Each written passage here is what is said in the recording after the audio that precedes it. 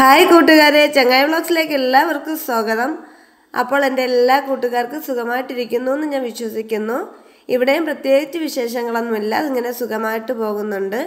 അപ്പോൾ ഞാൻ ഇന്ന് പഴയ കാലത്ത് എല്ലാ വീട്ടുകളിലും മിക്കപ്പോഴും ഉണ്ടാക്കാറുള്ള ഒരു തോരൻ്റെ റെസിപ്പിയുമായിട്ടാണ് വന്നിട്ടുള്ളത്.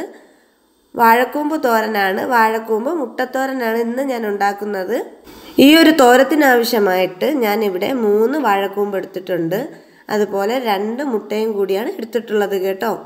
അപ്പോൾ നിങ്ങൾ വിചാരിക്കുക ഈ 3 വാഴക്കൂമ്പ് എന്തിനാണ് എടുത്തിരിക്കുന്നതെന്ന്. ഇത് ചെറിയ വാഴക്കൂമ്പാണ് കേട്ടോ. നമ്മുടെ കപ്പ വാഴയുടെയൊക്കെ കുലയുടെ കൂമ്പാണെങ്കിൽ 1 മതിയാകും. ഇത് ഞാണിപ്പൂവൻ കൊലയുടെ വാഴക്കൂമ്പാണ്, അതുകൊണ്ടാണ് ഞാൻ 3 എടുത്തിട്ടുള്ളത്. ഇത് കുഞ്ഞാണ്. ഇത് നമ്മൾ അരിഞ്ഞിട്ടെടുക്കുമ്പോഴത്തേക്ക് കുറച്ച് മാത്രമേ ഉണ്ടാകുള്ളൂ കേട്ടോ.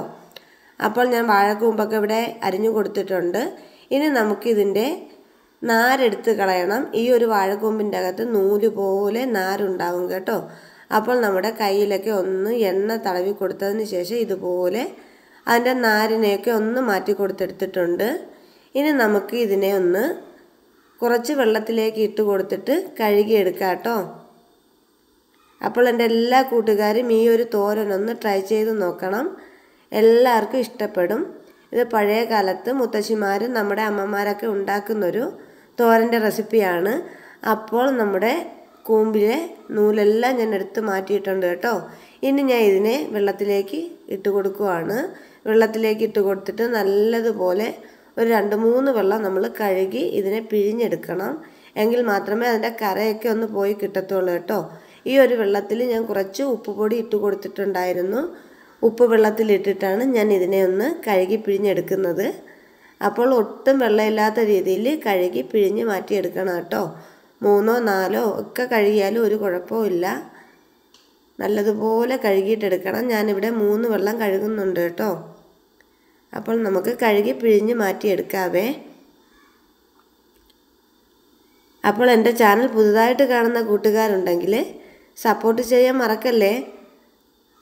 അപ്പോൾ വാഴക്കൂമ്പൊക്കെ കഴുകി പിഴിഞ്ഞ് മാറ്റിയിട്ടുണ്ട്. ഇതിലേക്ക് ഞാൻ ഒരു സവാള കൂടി അരിഞ്ഞു കൊടുത്തിട്ടുണ്ടായിരുന്നു. പിന്നെ നമുക്ക് അരപ്പ് കൂട്ടിന് വേണ്ടി തേങ്ങയും മഞ്ഞൾപ്പൊടിയും ജീരകവും പച്ചമുളകും വെളുത്തുള്ളിയും കറിവേപ്പിലയുമാണ് എടുത്തത്. അതൊക്കെ ഒന്ന് ചതച്ചെടുത്തിട്ടുണ്ടായിരുന്നു. ഒരു ചട്ടിയിലേക്ക് കുറച്ച് എണ്ണ ഒഴിച്ച് കൊടുത്ത് കടുക് പൊട്ടിക്കുന്നുണ്ട്. ഇതിലേക്ക് കറിവേപ്പില കൂടി ഇട്ട് കൊടുത്തതിന് ശേഷം അരപ്പ് കൂട്ട് ഇതിലേക്ക് ഇട്ട് കൊടുക്കുന്നുണ്ട് കേട്ടോ. ഇനി നമുക്ക് ഈ അരപ്പ് കൂട്ടിൻ്റെ പച്ചച്ചുവ ഒന്ന് മാറുന്നത് വരെ ഒന്ന് ഇളക്കി കൊടുത്തിട്ട് എടുക്കാം. അപ്പോൾ എൻ്റെ എല്ലാ കൂട്ടുകാരും എന്നെ സപ്പോർട്ട് ചെയ്യില്ലേ? സപ്പോർട്ട് ചെയ്യുമെന്ന് ഞാൻ വിശ്വസിക്കുന്നു. അതുപോലെ തന്നെ ഫ്രണ്ട്സിനും റിലേറ്റീവ്സിനൊക്കെ ഇതൊന്ന് ഷെയർ ചെയ്ത് കൊടുക്കാനും മറക്കല്ലേ. ഇനി ഇതിലേക്ക് നമുക്ക് നേരത്തെ എടുത്തു വെച്ചിട്ടുണ്ടായിരുന്ന ആ മുട്ട കൂടി ഒന്ന് പൊട്ടിച്ചൊഴിച്ചു കൊടുക്കാം കേട്ടോ. അരപ്പ് കൂട്ടിലേക്ക് മുട്ടയെല്ലാം ഞാനൊന്ന് ചേർത്ത് കൊടുക്കുന്നുണ്ട്. അപ്പോൾ ഞാൻ ഇവിടെ 2 മുട്ടയാണ് എടുത്തിട്ടുണ്ടായിരുന്നത്. 2 മുട്ടയും ചേർത്ത് കൊടുത്തു. ഇനി നമുക്ക് വേണ്ടതെന്ന് വെച്ചിട്ടുണ്ടെങ്കിൽ ഒരു അടപ്പ് മൂടി കൊണ്ട് ഇതിനെ ഒരു 2-3 മിനിറ്റ് നമുക്കൊന്ന് വേവിച്ചിട്ടെടുക്കാം. കണ്ടോ, അപ്പോൾ മുട്ടയൊക്കെ ഒന്ന് വെന്ത് വന്നിട്ടുണ്ട്. ഇനി നമുക്കിതിനെ ഒന്ന് നല്ലതുപോലെ ഇളക്കി ചിക്കി എടുക്കാം കേട്ടോ. ചിക്ക് തോത്തിട്ട് എടുക്കണം.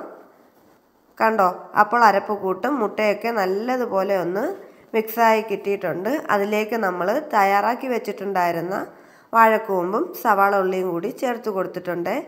ഇനി ഇതിലേക്ക് ആവശ്യത്തിനുള്ള ഉപ്പ് കൂടി ചേർത്ത് കൊടുക്കുന്നുണ്ട്. അതിനുശേഷം നല്ലതുപോലെ ഒന്ന് ഇളക്കി കൊടുത്തിട്ട് നമുക്കിതിനെ ഒന്ന് മൂടി വെച്ചിട്ട് വേവിച്ചെടുക്കാം കേട്ടോ. ഒരു 5 മിനിറ്റ് ലോ ഫ്ലെയിമിലിട്ട് ഇതിനെ ഒന്ന് വേവിച്ചിട്ടെടുക്കണം. ഇതിലേക്ക് ഞാനിപ്പോൾ വെള്ളമൊന്നും ചേർത്ത് കൊടുക്കുന്നില്ല. വെള്ളമൊന്നും ചേർത്ത് കൊടുക്കേണ്ട ഒരാവശ്യമില്ല കേട്ടോ. നമുക്ക് ആ ഒരു അരപ്പ് കൂട്ടിൽ കിടന്ന് തന്നെ ഇതിനെ ഒന്ന് വേവിച്ചിട്ട് നല്ലതുപോലെ എടുക്കാം. അപ്പോൾ നമ്മുടെ വാഴക്കൂമ്പ് മുട്ടത്തോരൻ ഇവിടെ റെഡിയായി കിട്ടിയിട്ടുണ്ട്.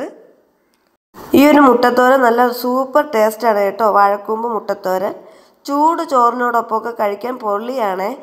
അപ്പോൾ ഇന്നത്തെ എൻ്റെ കുഞ്ഞു വീഡിയോ ഇത്രയുള്ളായിരുന്നു. വീഡിയോ ഇഷ്ടമായിട്ടുണ്ടെങ്കിൽ ലൈക്ക് ചെയ്യുക, ഷെയർ ചെയ്യുക, സബ്സ്ക്രൈബ് ചെയ്യുക. തൊട്ടടുത്ത് ബെല്ലൈക്കൺ അടിച്ച് പൊട്ടിക്കാനും മറക്കരുത്. അപ്പോൾ അതിലൊരു ഓൾ ഓൺ ഓപ്ഷൻ കാണിക്കും. അതിൽ കൂടി ഒന്ന് ക്ലിക്ക് ചെയ്താൽ മാത്രമേ ഞാൻ ഇടുന്ന വീഡിയോസിൻ്റെ നോട്ടിഫിക്കേഷൻ നിങ്ങൾക്ക് ലഭിക്കുകയുള്ളൂ. അപ്പോൾ ടാറ്റാ.